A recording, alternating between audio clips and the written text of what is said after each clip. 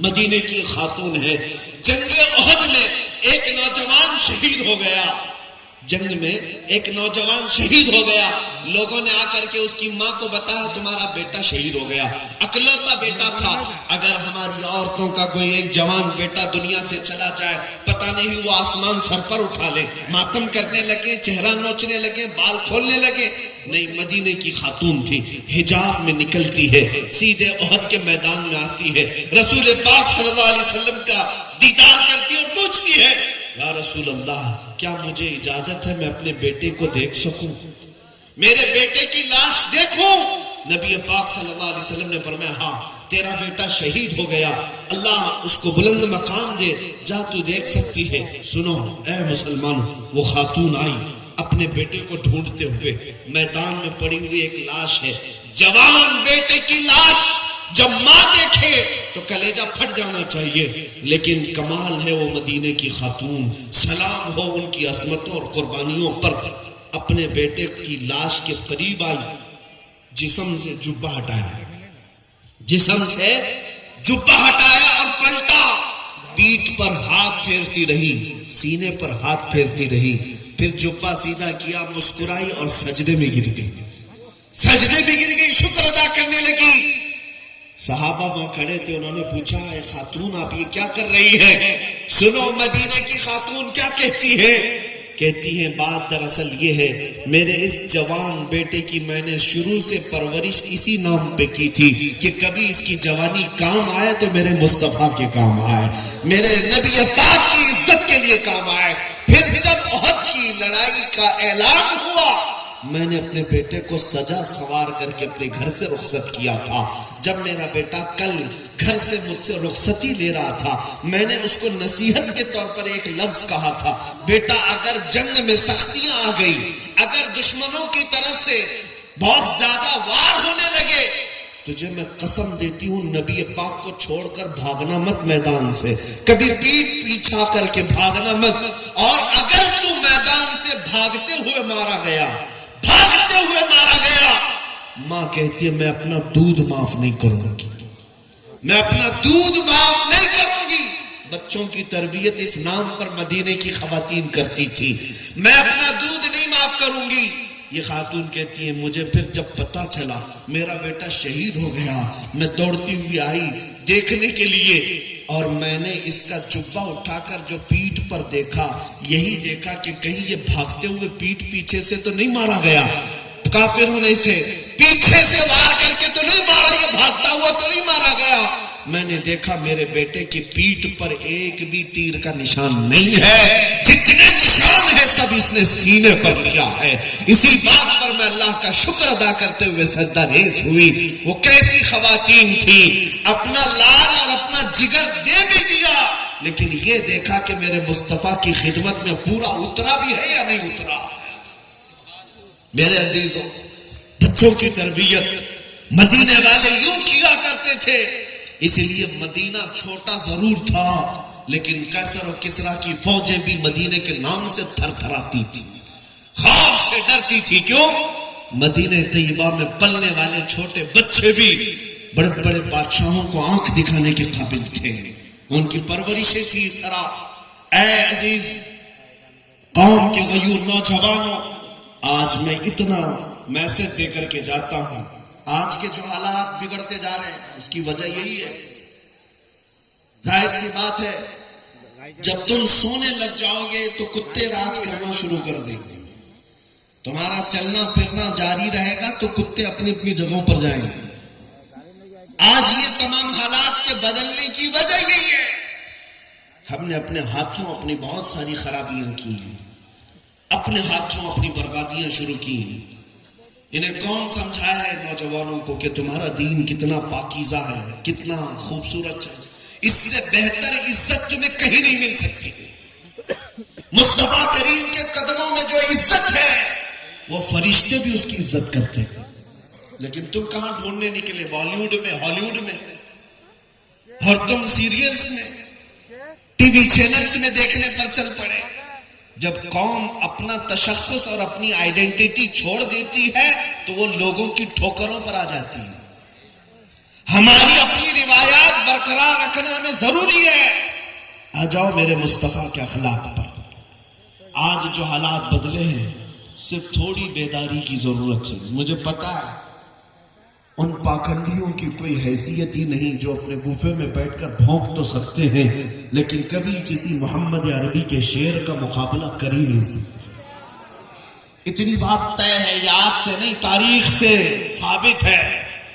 نبی پاک صلی اللہ تعالی علیہ وسلم کی نسبت جس غلام سے ہے کتے اس کا مقابلہ نہیں کرتے. اور یہ بات بھی میں بتا دوں، ہاں ہو بہت ہو رہا ہوگا، دنیا والے بہت کچھ بڑے بڑے بلند بانگ دعوے کر رہے ہوں گے، لیکن اتنی بات ضرور ہے بہت سارے کیڑوں کی آواز سے اور کتوں کی آواز سے انقلاب نہیں آتا. ایک شیر بھی اگر دہاڑے تو پورے میدان میں انقلاب آتا ہے.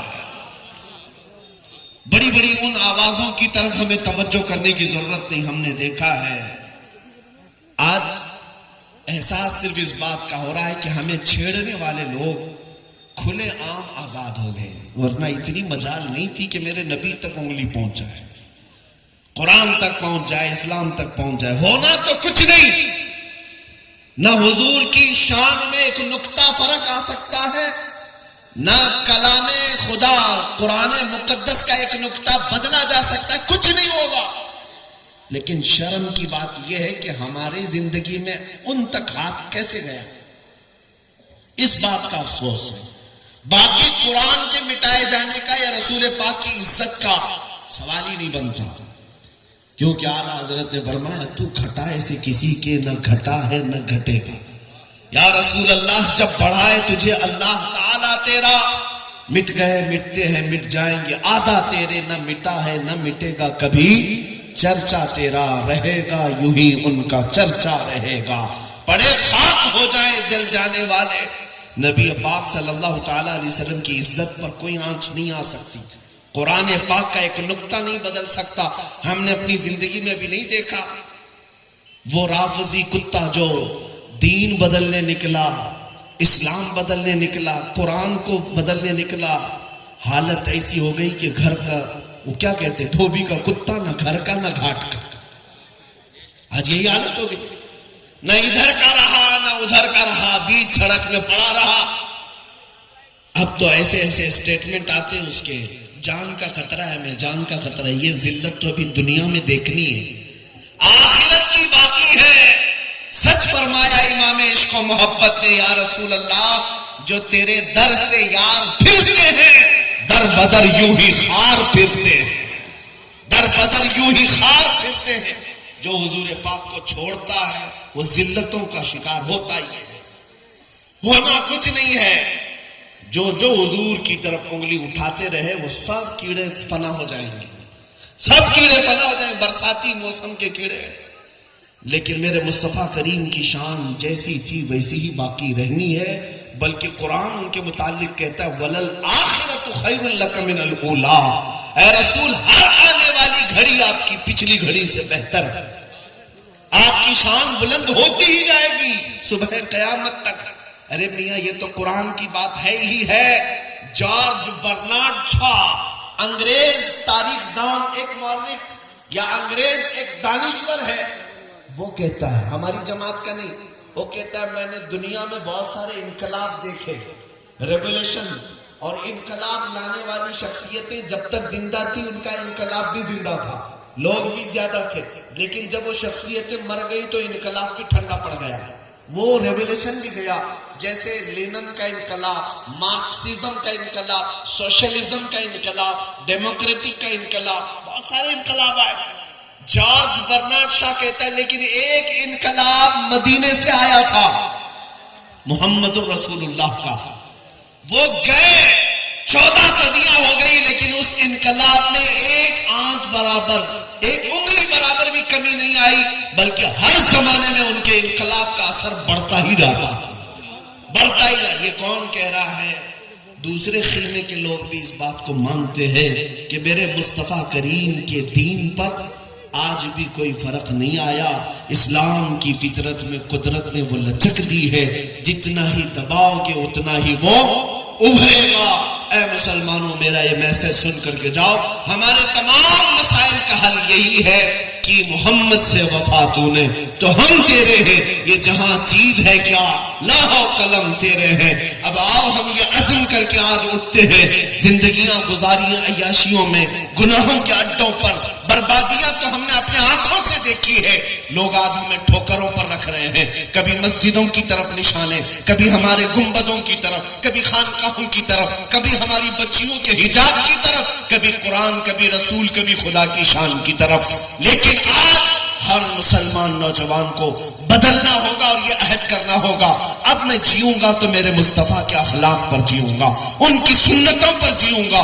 آؤ نبی پاک کی طرف مخاطب ہو کر کے یوں عرض کرو، یا رسول اللہ، دہن میں زبان تمہارے لیے، بدن میں ہے جان تمہارے لیے، ہم آئے یہاں تمہارے لیے، اٹھے بھی وہاں تمہارے لیے۔ وآخر دعوانا الحمدللہ رب العالمین۔